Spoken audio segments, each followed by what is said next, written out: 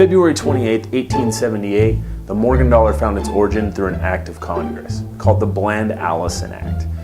So Bland was a representative from Missouri.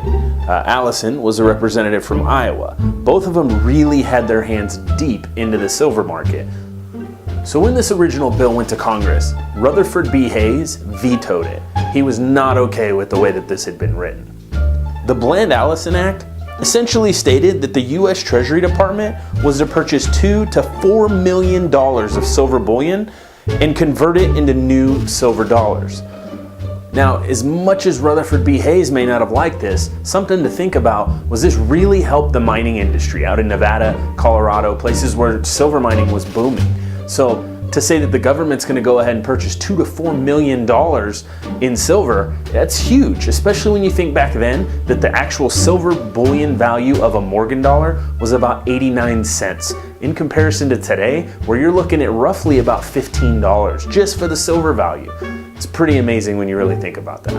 So in 1877, the Philadelphia Mint got wind that they may have the ability to produce a new dollar for the government. I mean, if you're told that you're going to be able to produce between $2 and $4 million worth of silver dollars, you're going to be on top of it. So they had William Barber and George T. Morgan team up, and they created about 12 new patterns that were possible new dollars that would be created. And alas, we have the Morgan dollar. So even though it was George T. Morgan's design that was picked, and now we call it the Morgan dollar, it was widely called the Bland dollar when it first came out because of the Bland-Allison Act. You know, the other thing about Morgan dollars is there's a lot of speculation about who that is on the front. We know that it's a depiction of Lady Liberty, but who exactly was it modeled after? Rumor has it that the Morgan dollar was actually modeled after a young female named Anna W. Williams. She's actually somebody that George T. Morgan met through another artist named Thomas Eakins. Now the reverse of the Morgan dollar, that was widely criticized. Just like any other US coin that comes out, usually there's something that gets criticized. But the eagle, most people said that it was scrawny, it looked weak, and it just was not a good symbol that we should have on our coins. Which obviously it's been adapted later on and people have decided to, give it a little more credit. Now production of the Morgan dollars is just one of those coins where, the collectors love it and the production series is kind of odd. It was produced from 1878 up through 1904 when they halted production. After 1904, they did resume production on the Morgan dollar for 1 year in 1921 before they progressed onto the peace dollar, which the peace dollar we'll talk about in another video. When you're looking at Morgan dollars, there's lots of things to remember. One that's pretty important if you're going to be collecting them is where were they minted? You have New Orleans, you have San Francisco, Carson City, Philadelphia. It's just a lot of different mints. So things about those mints. New Orleans mint is known for having the weakest strike. Then you look at San Francisco and Carson City, which are the two that carry the strongest strikes. And you can look at different examples. With O mint coins, you'll see the breastplate is worn on the eagle, and then you look at a San Francisco mint coin, and they're usually struck really high with lots of details. There's lots of things to think about with Morgans. It's not only about the date and mint mark and condition.